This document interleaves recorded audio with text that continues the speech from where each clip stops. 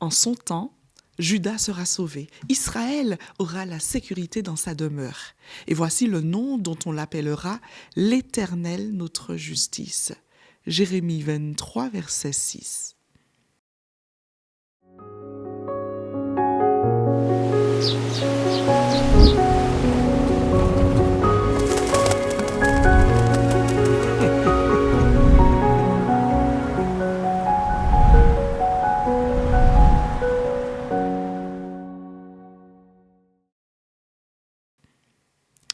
Et si ce que tu n'arrives pas à réparer, Dieu voulait le rendre juste en toi? Salut à toi, cher ami. Aujourd'hui, je t'invite à considérer Yahvé Tzidkenu, le Dieu qui est justice. Jérémie prophétise. On l'appellera Yahvé Tzidkenu, l'Éternel notre justice. Cette parole surgit dans un temps de crise. Les rois sont infidèles. Il y a de l'injustice et une oppression sociale, de l'idolâtrie, insécurité politique et puis bien sûr une destruction imminente. Les pasteurs d'Israël, les rois et dirigeants ont failli. Au lieu de conduire le peuple vers la justice, ils l'ont précipité dans l'injustice.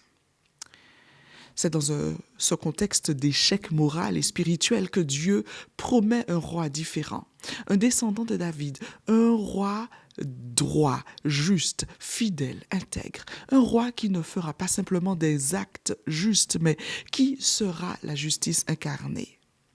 Yahvé Tzidkenu signifie Dieu est la source de notre justice. Dieu rend droit ce qui est tordu. Dieu restaure ce que la faute a brisé.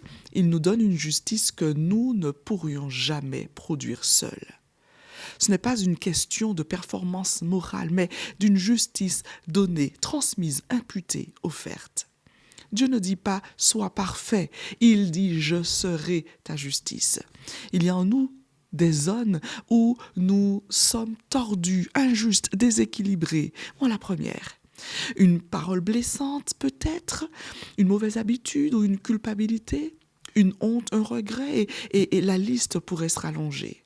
Nous essayons souvent de réparer par nous-mêmes les choses, les situations, les événements, mais la transformation profonde vient de lui, pas de nos efforts. Yahvé Tzidkenu, c'est la main de Dieu qui redresse ce qu'il touche, ce qui est tordu. Je te laisse avec cette question de réflexion. Dans ces temps difficiles, quel domaine de ta vie as-tu besoin de confier à Yahvé Tzidkenu pour qu'il devienne ta justice là où tu n'y arrives plus? Prends le temps d'y réfléchir et sois béni.